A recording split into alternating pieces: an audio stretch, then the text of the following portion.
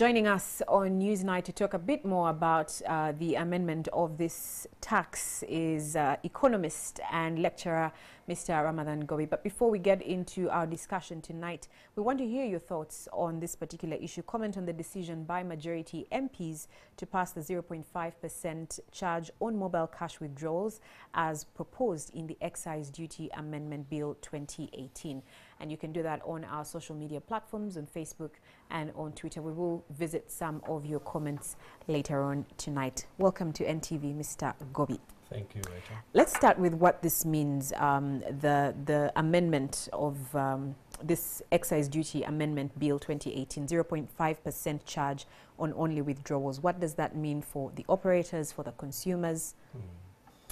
This is a very bad tax. You know, many Ugandans have actually commented before. So it was expected that instead of reducing it, it should have been scrapped altogether. I think it's going to increase the cost of doing business. We have always been arguing that as economists. It's going to as well impact negatively the progress which has been made on, for example, financial deepening, getting the people who can't access banks and other finance institutions to use the electronic means to save money, to send money around. So it's all in all colors. It's not a good tax. Let's put this into perspective. Could you do some math for us? If I were to send, say, 500,000 shillings to a relative in Mbara or wherever, what do the figures look like now with the 0.5%? At 1%, you know, first of all, the tax initially had caused a lot of problems, because once you deposit your money on the phone, right away you were taxed. Charged both the tax and even the charges of the company, the telecom company.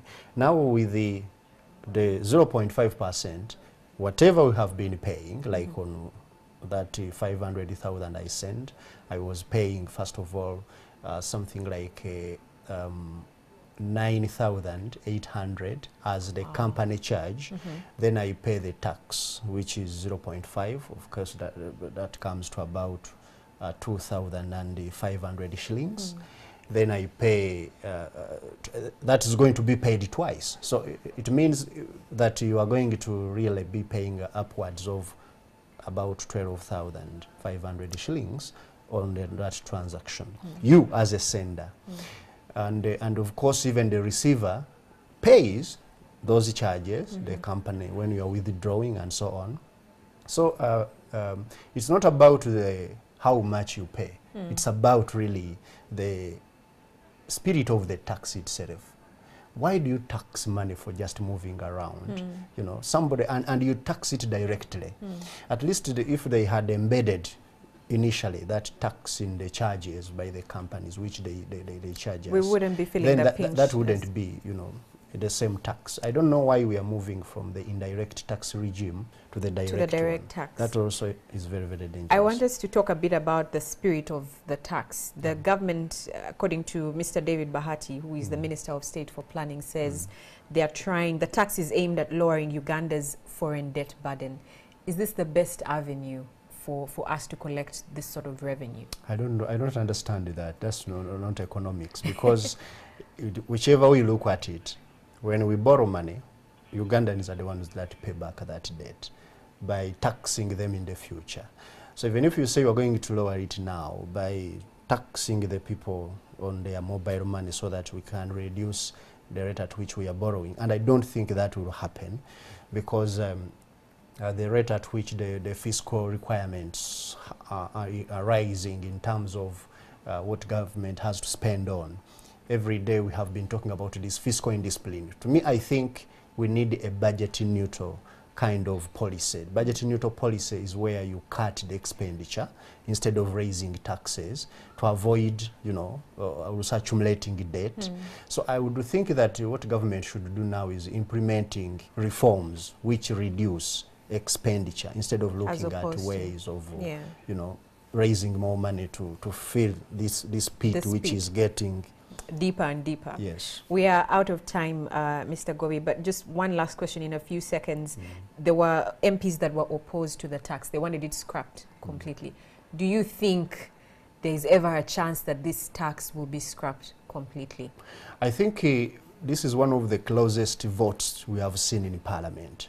It shows you that even the side of government, that's the NRM, some of them voted for scrapping the tax. And I think going forward, even the government itself failed the hit. They were about to propose that, let them scrap it. But, you know, with the government, there is also that bragging rights. You don't want to bring a policy and people oppose it and then you withdraw it.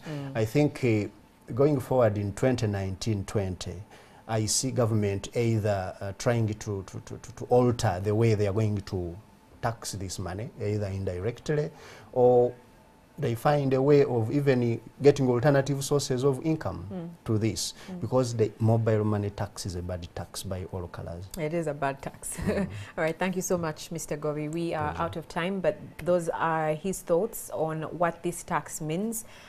We do wait and see what happens from this point on.